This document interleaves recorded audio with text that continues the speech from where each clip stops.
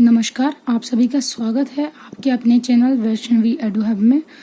आज हम क्लास 6 का चैप्टर 6 जीव जगत जो है उसका सॉल्यूशन करेंगे। तो जीव जगत हमें पता है, हम जहाँ पे जीवों की बात कर रहे हैं। इस चैप्टर में सजीवों के लक्षण, सजीव एवं निर्जीव में अंतर हमने पढ़ा, कोशिका एवं सूक्ष्मजीवों के सामान्य परिचय के बारे में पढ़ा।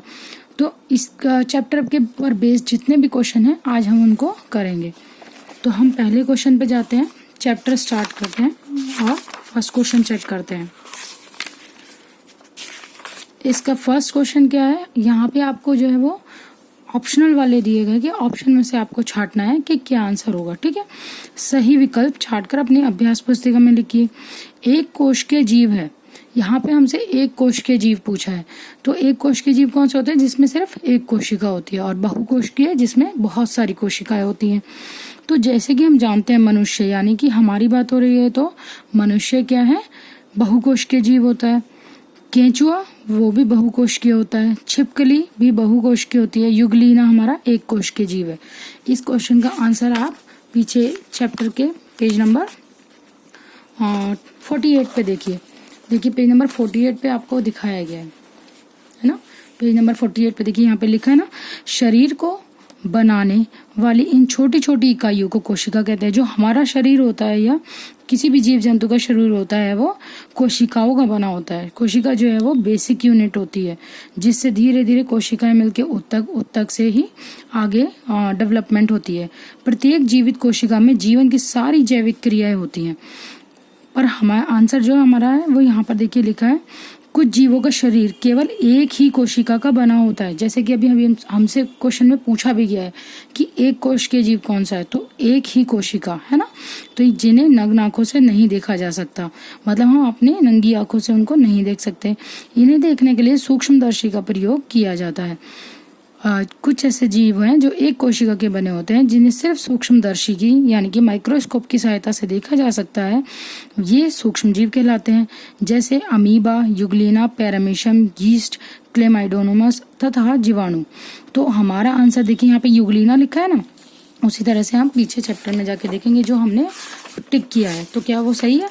हाँ, यहाँ पे युगलीना एक कोश के जीव है। नेक्स्ट क्या है, मेरुदंड पाई जाती है। मेरुदंड किसमें पाई जाती है, ये आपको पेज नंबर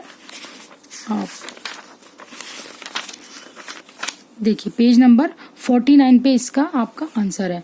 यहाँ पे देखिए कशेरुकी अकशेरुकी जंतु बताए गए हैं। मेरुदंड की उपस्थिति के आधार पर जब हमने जीवों को डिवाइड किया तो हमने उसमें देखा अकशेरुकी और कशेरुकी और अकशेरुकी जंतु है। अब अकशेरुकी जंतु कौन से होते हैं, ऐसे जंतु जिनमें मेरुदंड यानी कि रीढ़ की हड्डी की बात हो रही है, रीढ़ की हड्डी नहीं पाई जाती है, उन्हें अकशेरुकी जंतु कहते हैं। जैसे कीड़े मकोड़े, केंचुआ, तिलचिट्टा, घोंघा आदि।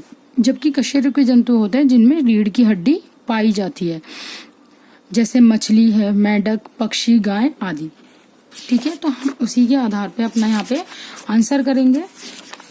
इसका आंसर मैंने बताया आपको 49 पे है। मेरुदंड पाई जाती है केंचुए में, तिलचट्टा में, जोंक में, मछली में।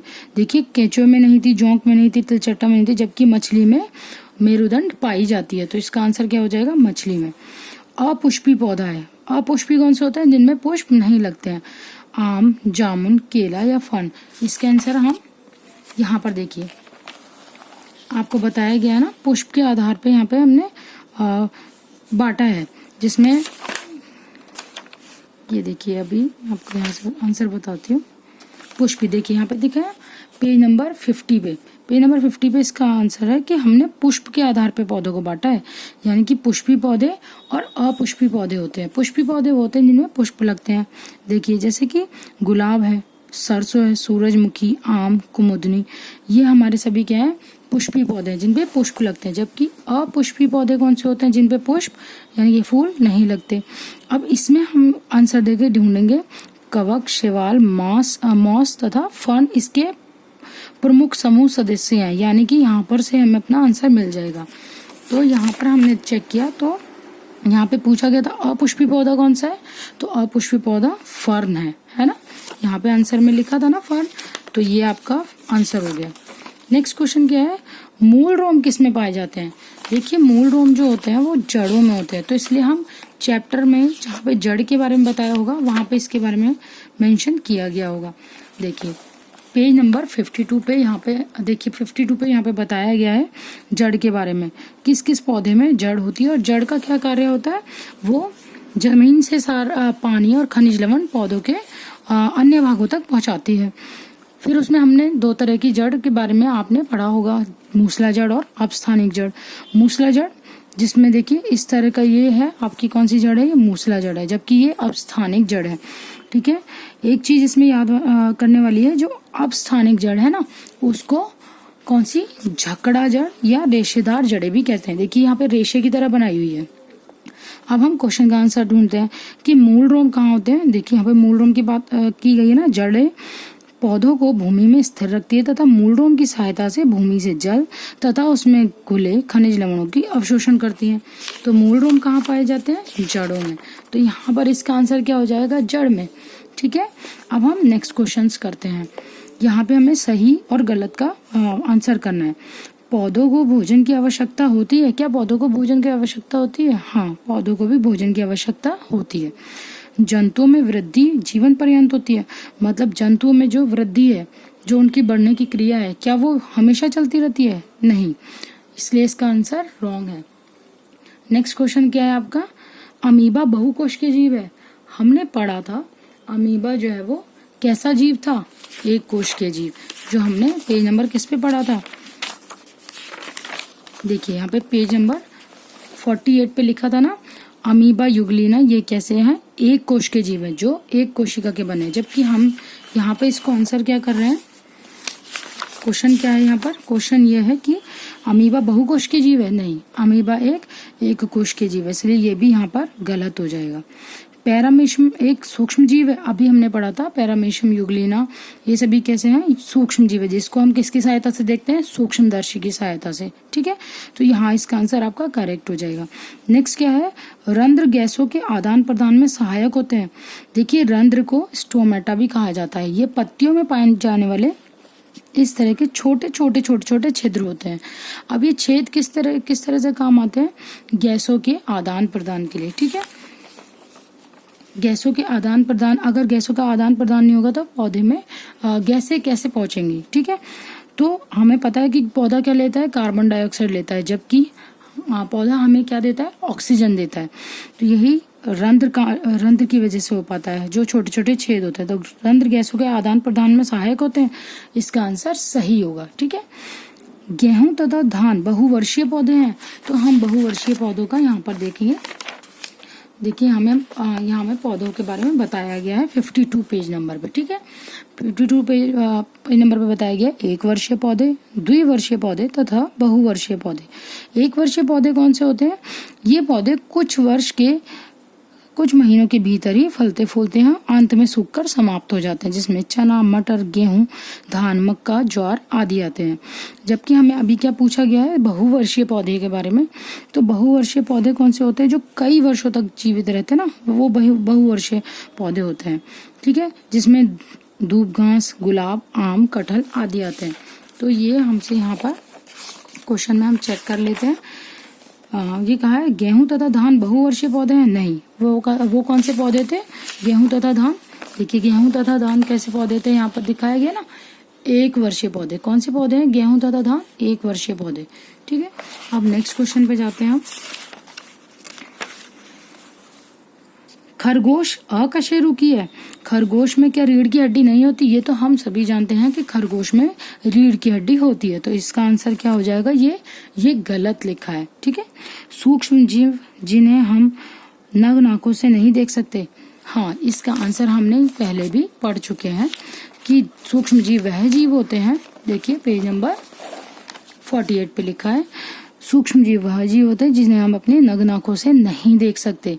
तो इसका आंसर हमारा क्या होगा, इसका आंसर हमारा क्या होगा, सूक्ष्म जीव हमें नग्न आंखों से दिखाई नहीं देते हैं। इसका आंसर सही है, सूक्ष्म जीव हमें नग्न आंखों से दिखाई नहीं देते हैं। तो ये हमारा करेक्ट हो जाएगा। तो इस तरह से हमारे यहाँ पर सभी क्वेश्चन हमने कर लिए हैं। अब हम नेक्स्ट क्वेश्चन पे जाते हैं। ठीक है। नेक्स्ट क्वेश्चन हमारे फिल इन द ब्लैंक्स हैं। अब हम फिल इन द ब्लैंक्स करेंगे। भोजन से हमें कार्य करने की मिलती है। क्या मिलती है?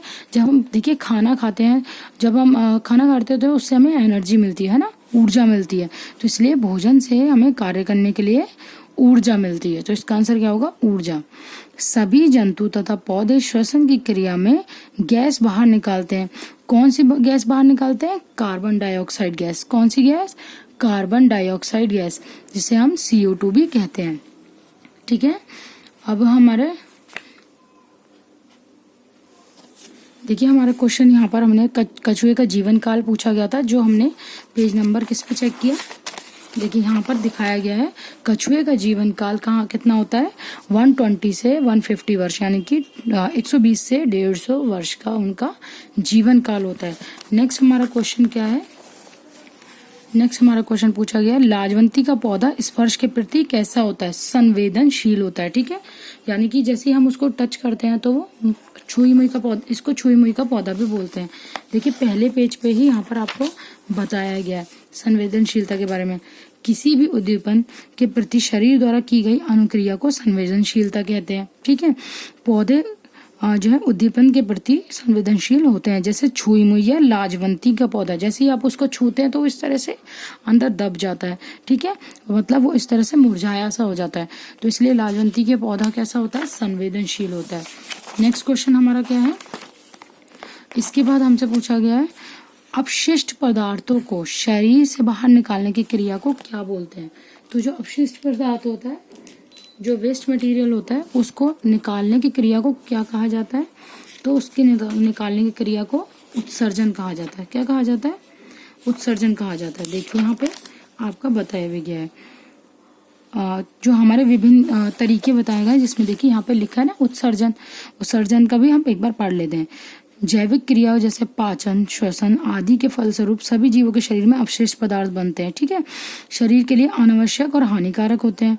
जंतुओं में उत्सर्जी पदार्थ जैसे मल मूत्र, पसीना, कार्बन डाइऑक्साइड गैस आदि होते हैं। उत्सर्जन क्रिया पौधों में भी होती है। गोंद, रबर, रेजिन यानी कि हींग, टेनिन आदि पौधों के उत्सर्जी पदार्थ है, यानी कि जो वेस्ट मटेरियल होता है वो उनके शरीर से बाहर निकल जाता है। इसको क्या बोलते हैं? उत्सर्जन बोलते हैं। तो यहाँ पर हमारा आंसर क्या होगा? यहाँ पे आंसर क्या होगा? अपशिष्ट पदार्थों को शरीर से बाहर निकालने की क्रिया को उत्सर्जन कहते हैं। पादप मिट्टी में की सहायता से जल खनिज लवणों का अवशोषण करते हैं। ये हमने पढ़ा भी था और मैंने आपको पहले भी बताया था। पौधे जो है वो मिट्टी से किसकी सहायता से जल और खनिज लवण का अवशोषण करते हैं? जड़ की सहायता से। और जड़ में क्या चीज थी? मूल रोम की सहायता से ही ये सारा जो है वो खनिज लवण और जल जो है वो उनका अवशोषण करते हैं। नेक्स्ट क्वेश्चन क्या है? ये हम अब मिलान वाले क्वेश्चन कर लेते हैं। मेंढक कैसा है? उभयचर है।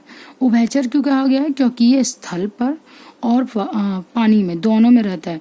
जो स्थल और पानी में दोनों में रहते हैं उन्हें उभयचर बोलते हैं। और मेंढक हमें पता है वो उभयचर है, क्योंकि वो स्थल और पानी दोनों में रहता है। नेक्स्ट क्या है हमारा? पहले हम ये देख लेते हैं, जो हमें पता होता है पहले हम उनको कर लेते हैं। अब जैसे हम अंडयुज है, तो ये ज्यादातर बच्चों को याद रहता है। अंडयुज यानी कि अंडा देने वाला जंतु। देखिए इसका भी मैं आपको दिखा देती हूँ। यहाँ पर जब जीवों को विभाजित किया गया था अलग अलग कैटेगरीज में, तब उसमें अंडयुज और जरायुज बताया गया है। ठीक है, अंडयुज आपका क्या है? अंडा देने वाले जंतु को अंडयुज कहते हैं। जैसे मछली अंडा देती है, मेंढक अंडा देता है, छिपकली भी अंडा देती है। ठीक है, जबकि जरायुज बच्चे देने वाले जंतु को जरायुज कहते हैं। जैसे हम मनुष्य की बात हो रही है, चूहा है, खरगोश है। ठीक है, ये सभी क्या है? प्रजनन विधि के आधार पर हमने जंतुओं को अलग किया था, तो उसमें अंडयुज और जरायुज बताया था। तो अगर अब यहाँ पर हम जब ये कर रहे हैं, मिलान कर रहे हैं, तो इसमें हम अंडयुज बता सकते हैं। अंडयुज अंडा देने वाले जंतु होते हैं। मेंढक हमने उभयचर बता दिया। और प्रजनन के आधार पर, क्योंकि हमने इनको अलग अलग किया था, तो उसमें अंडे या बच्चे देने वाले अंडयुज या जरायुज के आधार पर किया था, तो हम इसको भी आसानी से मैच कर सकते हैं।